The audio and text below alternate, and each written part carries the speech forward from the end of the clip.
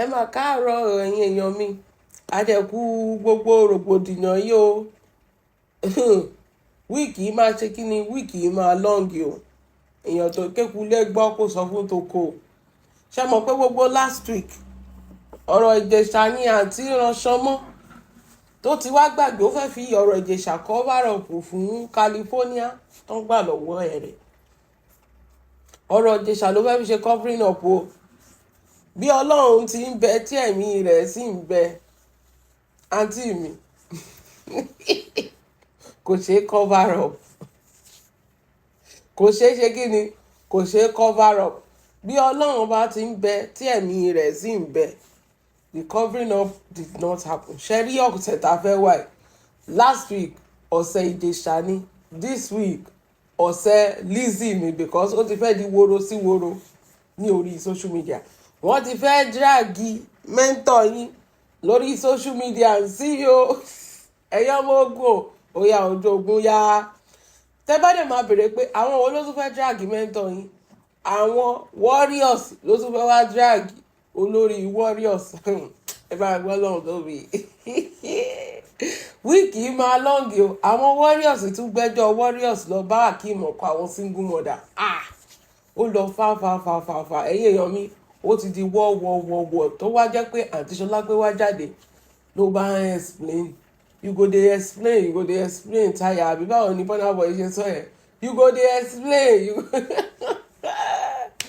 àǹtí mi ẹ tẹ̀ jẹ́ ká tẹ̀ kọ́kọ́ bẹ̀rẹ̀ ibi tá a ti máa bẹ̀rẹ̀ lẹ́nu ìgbà wo lẹ tún bẹ̀rẹ̀ sí ń wọ ìjáàbù ṣe bẹ́ẹ̀ ti renounce Islam àti gbogbo nǹkan tó wà nínú rẹ̀ ìgbà wo ẹ̀yin nìkan ni ọ̀rọ̀ ayé yín òye you renounce Islam you renounce Christianity you renounce traditionalism ó tún ti padà sórí ìjáàbù àbí torí lọ́kàn tèmi ò ṣe nǹkan kan ò ṣẹ̀sìn kankan nǹkan tó dẹ̀ fi ń wé ìjáàbù yẹn ni pé ọrùn ẹ tún ti ń jẹrà Ṣọlá pé go and check your insulin level ọrùn ẹ tó ń rí bẹ́ẹ̀ yẹn go to your doctor má máa fi if you continue to use temporary solution to the poorest of the poor to the poor stress and bad eating habits is telling on you Ṣọlá pé stress kéèyàn wá ogun sílé ayé àìmá nísinmi ló jẹ́ kí o máa ní skin tag àti má máa jó oúnjẹ gidi tó jẹ́ pé gàrígàrí lẹ́ẹ̀mú wọ́n ní bọ́dà láti ó tẹ̀ bàjú anything lọ wọ́n ní bọ́dà láti gba PhD nínú kọ́ máa ro ẹ̀bá ní ìgbà tó jẹ́ pé gàrígàrí lẹ́ẹ̀ wọ́n máa mú ẹ máa lówó ẹ̀ ní nọ́síra yẹn ní jó oúnjẹ gidi wàá máa mú kọ̀ọ̀kan onírin wàá gbé lọ sọ́dọ̀ wọn máa fi scrub ọrùn ẹ̀ wọ́n á ṣe temporary solution sí tó bá yá ó tún máa padà wá ó tún ti bẹ̀rẹ̀ sí ń wé ìjáàbù ọmọbìnrin ṣé àmọ́ pé torí pé ọrùn ẹ ti jẹrà ló tètè bẹ̀rẹ̀ sí ń wé ìjáàbù sí kì í ṣe pé torí pé ó fẹ́ ṣẹ̀sìn gbogbo èèyàn ló mú ọ̀nà wọn púpọ̀ ọrùn ẹ tó jẹrà ló jẹ́ kó máa wé ìjáàbù kì í ṣe pé o ní ẹ̀sìn tó fẹ́ ṣe náà kò possible o lẹ́sìn tó fẹ́ ṣe o ṣẹ̀sìn kankan gbogbo pìtìpìtì tó kó rẹ sí wọ́n torí ọlọ́jà ti bèrè nǹkan míì lọ́wọ́ ẹ̀ pé sórí ilẹ̀ títà kì í ṣe dandan ìgbà tó mọ̀ pé ò lẹ́mìí ilẹ̀ títà fi ilẹ̀ títà fáwọn tó ń talẹ̀ àwọn kan wà tó ọlọ́run fi èèyàn tó ń pè ní ìbílẹ̀ ọlọ́run fi rán wọn ni gbogbo nǹkan tí wọ́n fèsì ìbílẹ̀ ò lè fèsì ẹ̀ tó sọ pé kò yẹ kó o tí ì gbà sí ọ̀fọ̀ ìwọ tó ń talẹ̀ tó sọ pé kò yẹ kó Ṣọlá pé ọlọ́run mímọ́ ká tí mo fẹ́ sọ ìwọ tó ń talẹ̀ Ṣọlá pé tó sọ pé kò tí ì yẹ kó o gbà sí ọ̀fọ̀ ìgbà wo ló wá fẹ́ gbà sí ọ̀fọ̀ ó dẹ̀ ti talẹ̀ lọ́wọ́ jáǹtì rẹ fáwọn èèyàn ó burú o 19 ní ìwọ ọmọbìnrin ó ní time tó ń gbà sí ọ̀fọ̀ yẹn kọ́ ló yẹ kó ń gbà sí ọ̀fọ̀ 19 ní ẹ o so time ló wá yẹ kó o gbà sí ọ̀fọ̀ nígbà tó ń talẹ̀ fáwọn èèyàn jẹ́ wọ́n sọ kíní kan fún ẹ kò sẹ́nìbọ̀dì tó ń drag ẹ first to begin with ẹnu ara ẹ náà ló fi jáde tó fi sọ pé tí ò bá ṣe pé ọlọ́run ló yọ ẹni tó tètè mọ̀ pé California ilẹ̀ ìjọba ni ìwọ ló sọ bẹ́ẹ̀ kì í ṣe Ìyábọ̀ Òjó ló sọ bẹ́ẹ̀ na you talk am with your mouth pé ó tètè mọ̀ pé ilẹ̀ ìjọba ní California pé tí ò bá ṣe ọlọ́run tó yọ ẹni ó ti rán sínú gbèsè dẹ́ṣẹ̀ wà bẹ̀rẹ̀ ni o ó nítorí ẹ̀ àwọn ọmọ Ìgbò wọn kì í ṣe san díẹ̀díẹ̀ ó dẹ̀ máa tajà fáwọn ọmọ Ìgbò dábàá ifọ̀ ṣe ẹ gbà mí. If confusion was a person, it is you. Ìwọ ló wà nílẹ̀ Yorùbá òun ta lẹ̀ Yorùbá fáwọn ọmọ ilẹ̀ Yorùbá ó dẹ̀ sọ pé ọmọ Ìgbò ò ṣe dáadé ṣé wọ́n lé ẹ nílẹ̀ Ìgbò ó dẹ̀ máa lọ sílẹ̀ Ìgbò kó lọ talẹ̀ fáwọn àbí táwọn ọmọ Yorùbá bá ti kó wá sọ́dọ̀ ẹgbẹ́ àwọn fẹ́ra lẹ̀ má tà fún wọn. Yorùbá ló burú jù bẹ́ẹ̀ ni èmi náà gbà má talẹ̀ fọmọ Yorùbá ó ti di ọmọ Ìgbò mélòó tó ralẹ̀ lọ́wọ́ ẹ̀ sí. Now you bring policy wípé if you have 5 naira if you have 10 naira if you have 10 kobo wá ṣàkó gbogbo ẹ̀ wá sọ́dọ̀ mi kó fi ralẹ̀. Now you bring the policy. Ìwọ ni policy wọn ò tún work fún. Ìgbà tó máa sọ ohun tó bá yẹ pé Ìyábọ̀ Òjó ni Ìyábọ̀ Òjó á sì kó gbogbo information wọn jáde ṣé Ìyábọ̀ ń bá ẹ talẹ̀ ni ṣé Ìyábọ̀ ń talẹ̀ ni kí ló kó Ìyábọ̀. Ẹ̀yin tẹ́ ẹ ti ralẹ̀ tẹ́ ẹ ti fowó ṣòfò owó ti lọ o owó ti lọ ẹ ti jẹ gbèsè o ẹ ti jẹ gbèsè o ṣe bá máa sọ fún yín báwo lèèyàn ṣe máa ríru Ṣọlápé yẹn tó máa sọ pé òun fẹ́ lọ ralẹ̀ lọ́wọ́ ẹ̀ ṣé Ṣọlápé jọ èèyàn tó wà òkè ṣé ẹ rò pé ó wà òkè bó ṣe wà yẹn ni Ṣọlápé is not okay she's never okay. Èèyàn tó ń wọṣọ tútù ní ooru èèyàn tó sọ pé òun ò ṣe Islam mọ́ tó tún wé hijab ṣé kò yẹ kẹ́ ti mọ̀ pé something is just not right ṣé máa ríru èèyàn bẹ́ẹ̀ tẹ́ bá sọ pé èèyàn tó fẹ́ lọ kówó yín fún nìyẹn. How ibo lẹ́yìn àti Lizzy ti pàdé tí ẹ ti ní transaction tó ń send receipt sí yín tó ń send receipt sí yín. Lizzy máa ń sọ lóòótọ́ àfi tá a bá fẹ́ parọ́ pé no refund ibẹ̀ ló yẹ kẹ́ ti bẹ̀rù orí yín kẹ́ ti sá lọ no refund. Ó tún wá sọ pé èèyàn tó sọ pé no refund ló tún sọ pé tóun bá tún fẹ́ ṣe refund ó ní tóun bá tún fẹ́ ṣe refund ó ní tó bá yẹ pé 3 years ló fi dáwó fún 3 years lòun máa fi dá padà. Ẹ ti mọ̀ pé wàhálà ó ti lọ nìyẹn. ọ̀rọ̀ ẹ gbọ́n ẹ gbàgbé orí yín dẹ̀ ní orí yín ló gbàbọ̀dé ìṣẹ̀dá yín ló gbàbọ̀dé. Ìgbà tó jẹ́ pé gbogbo àwọn tó ń talẹ̀ ẹ̀rí torí pé ẹ fẹ́ jàjà ìjà òṣì ìjà àjà ṣé ẹ ti wá fọwọ́ ara yín ṣera yín báyẹn yín warriors ẹ ti wá fọwọ́ ara yín ṣera yín sìn báyìí warriors torí Lizzy ń sọ kinní kan á jẹ́ pé ẹ̀yin warriors á jẹ́ pé fàyàwọ̀ àbò ní jìbìtì náà nìyí torí ó sọ pé gbogbo ìgbà tóun bá ti ṣe refund òun náà ló sọ bẹ́ẹ̀ pé tóun bá ti ṣe refund fún yàn wọ́n máa wá trace wọ́n á trace gbogbo parents tí ẹni yẹn ṣe síta wọ́n máa trace ẹ̀ sórí account ó máa ń fa problem fún á jẹ́ pé ẹ̀yin warriors tẹ́ ẹ̀ ralẹ̀ lọ́wọ́ Lizzy kíní nìyí fraudster nìyí technically nǹkan tó ń sọ nìyẹn wípé jìbìtì ni ẹ̀ ń wọ́ke oníke lẹ́wọ́n ń send ẹ̀ sí Lizzy mìtúbá ni Lizzy in the disguise pé ẹ fẹ́ ralẹ̀ lọ́wọ́ ẹ̀ èèyàn tó bá ti rí Lizzy àti iṣẹ́ ọwọ́ ẹ̀ gan láti mọ̀ pé ọmọbìnrin kò sí nǹkan tẹ́ lè sọ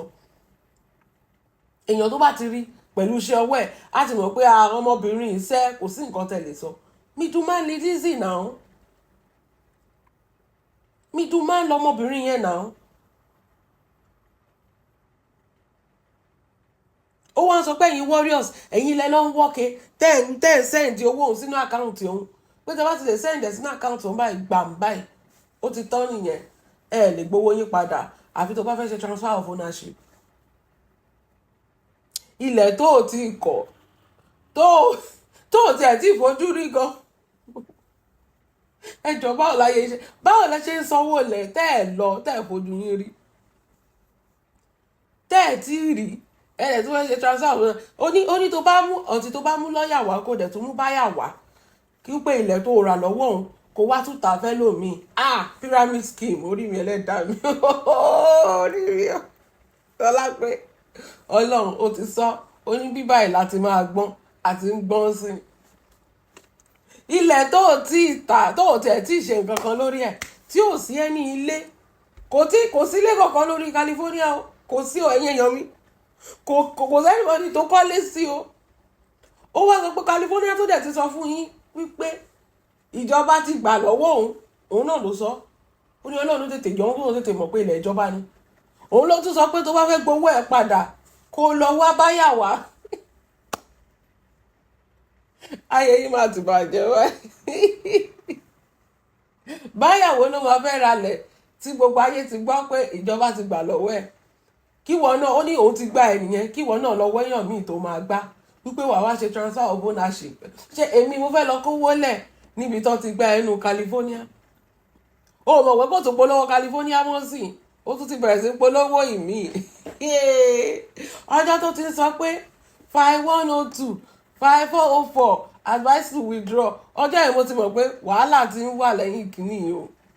nǹkan tó wà lẹ́yìn ọ̀fà ó jèjè lọ wàhálà ti bẹ̀rẹ̀ lórí kìíní yìí o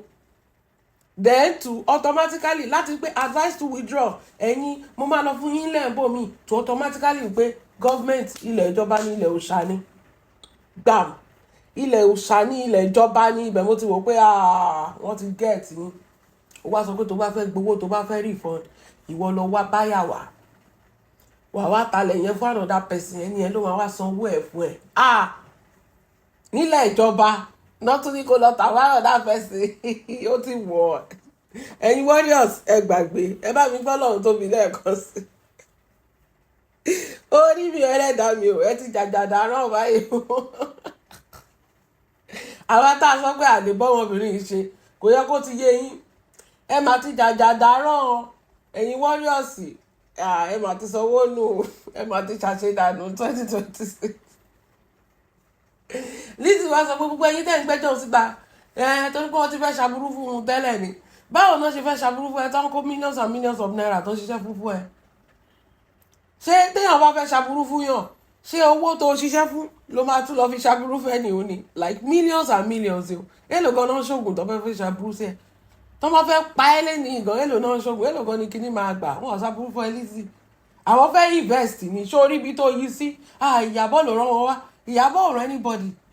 ṣé Ìyábọ̀ ló máa kó bíi 10 20 30 million fún yàn láti lọ kó fún ẹ kó fi ralẹ̀ Ìyábọ̀ máa wá lọ ralẹ̀ lọ́wọ́ ẹ nígbà tí gbogbo ayé ti mọ̀ pé 19 ni ẹ ṣọlá pé tí ayé ti mọ̀ pé 19 ni ẹ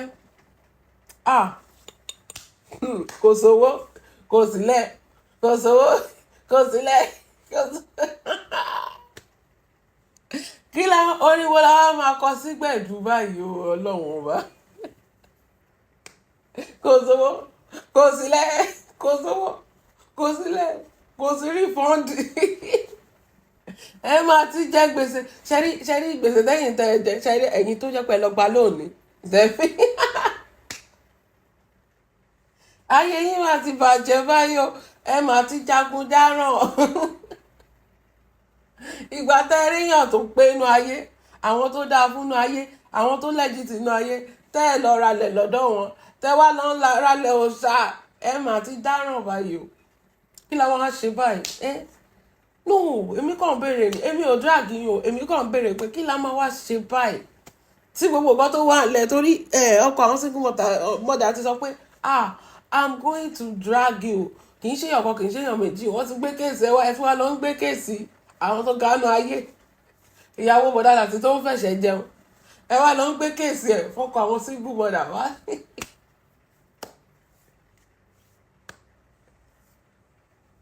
My lawyer will have to draft a letter. Lizzy jẹ́ ń béèrè question kan lọ́wọ́ ẹ̀. Ó sọ pé tó máa ń trace àwọn tó ó ní àwọn tó ralẹ̀ lọ́wọ́ ẹ̀ wípé wọ́n wọ́ọ̀kì ni accepted ìwọ náà froster ní ẹ̀ṣẹ̀ ẹ̀jọ̀ ṣòro mọ́. Ṣé tó máa wá ń trace ibi tó ń sanwó sí? Ṣé ọ̀dọ̀ ẹnìkan náà máa wá sanwó sí ni? Tó fi wá jẹ́ pé ọ̀dọ̀ ẹ ló máa tún máa fa problem. Ṣé èèyàn tó sanwó sọ́dọ̀ ẹ ìjọba ò lè trace ẹ̀ síta tó fi wá jẹ́ pé ìwọ náà máa trace ẹ̀ sí? Àbí ìwọ nìkan náà rà nǹkan lọ́wọ́ ẹ̀? Ṣọlá pé ṣé ìwọ nìkan náà rà nǹkan lọ́wọ́ ẹ̀ o lè ní ẹ o ní a lot of case ní NCC because you are ìwọ ni middle one àbí middle woman tó ń gbowó lọ́wọ́ àwọn adigunjalè àwọn tó ń wọ́ọ̀kẹ́ ìwọ ni middle man o ti pẹ́ o ní so many cases so àwọn warriors kò sówó kò sílé orí eléyìí o padà eléyìí ọlọ́run ẹ wò ẹ má jà fún anybody ẹ drag Ṣọlá pé on your own time ẹ má jà fún anybody torí gbogbo bíbá yìí ni gbogbo wa wà táwọn pariwo táwọn fẹ́ fún táwọn ṣe bíi pé wọ́n fẹ́ pa á ni ṣé kò ti wá pa yín báyìí kò ti pa yín sáyé ṣé Ṣọlá pé fún ara ẹ̀ kò ti pa yín sáyé ń sìn báyìí ẹ ti fọwọ́ ara yín ṣe ra yín ẹ ti jàjàdà ràn ẹ ti fọwọ́ ara yín ṣe ra yín wọ́n ti tẹnu fún yín you were the product mọ̀. If you cannot see the product you are the product. Mo máa ń sọ fún yín dáadáa ẹ̀yin gangan ni product tẹ́ ẹ bá rí product nítorí ti sọ yín di product ó wá ní kẹlẹ́ máa wá báyàwá fúnlẹ̀ ìjọba owó ẹ̀rí gbà ó tún fẹ́ dáràn míì sí yín lọ́rùn ẹ wá ṣe transfer of ownership ilẹ̀ ìjọba sẹ́lòmíì tóun náà bá tún fẹ́ gbowó ẹ̀ padà lọ́wọ́ yín ẹ̀yin náà tún sọ fẹ́ nìyẹn pé kó tún lọ́wọ́ báyàwá pyramid scheme. If you bring 2 people and bring 2 people, that 2 people will bring 2 people, 2 people will bring. Àwọn àti ṣe nǹkan lórí social media yóò ẹ̀yin èèyàn mẹ́wàá ń ṣẹlẹ̀ ẹ ṣáàjẹ́ ṣẹ́rí ọ̀sẹ̀ Lizzy ni ẹ lọ ra popcorn yín ẹ lọ ra gbogbo ẹ̀ torí ó máa dirty gan ṣe mọ̀ pé ó try láti lo ọ̀rọ̀ Ìjẹ̀ṣà láti cover ẹ̀ up kò work it never work so ó máa try láti defend ara ẹ̀ with everything so ẹ lọ ra popcorn yín kẹ̀dẹ̀ ra soda àbí kẹ̀dẹ̀ ra wine champagne ló máa da nínú time kẹ̀dẹ̀ ra sílẹ̀ because ó máa long June ní ó lè jẹ́ pé 45 ló máa dé kò ní parí ní 30 June tá a wà yìí 45 ló máa dé ẹ̀ẹ́dẹ̀kú ìtẹ̀mọ́kọ́ tí mo fẹ́ kí yín mímọ́ ẹ̀kú oríire ẹ̀kú àṣedànù no refund yo no transfer reverse transfer no refund gbogbo times Lizzy náà ni wọn bá dùn reverse transfer no refund bẹ́ẹ̀ ni ó ti kàn yín nìyẹn ẹ ti kí kí ni ẹ fi ṣokùnso kẹfì para ọmọ yẹn ẹ wò ẹ ṣáàjẹ́ àmọ́ òun tiwa.